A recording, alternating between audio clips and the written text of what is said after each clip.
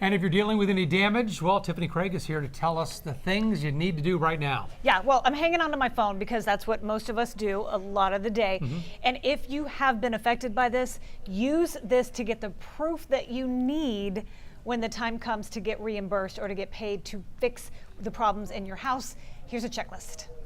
Document everything. Take pictures and shoot video of all the damage. Track expenses, whether you're buying wood to board up windows or paying for hotel stays. Keep all your receipts. Contact insurance.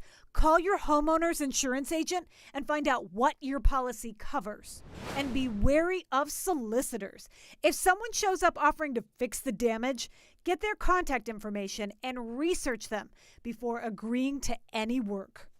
So that information is from the Better Business Bureau, but on Twitter today, the Office of Emergency Management here tweeted out about the importance of double checking a charity before you make a donation as well, because, you know, bad guys come at you trying to get a donation when it's not legitimate. So you need to double check that kind of thing too, do your homework. Yeah, we know the Salvation Army and Red Cross are both out there Right. helping people today, Yeah. so that might be a good start. It is, absolutely.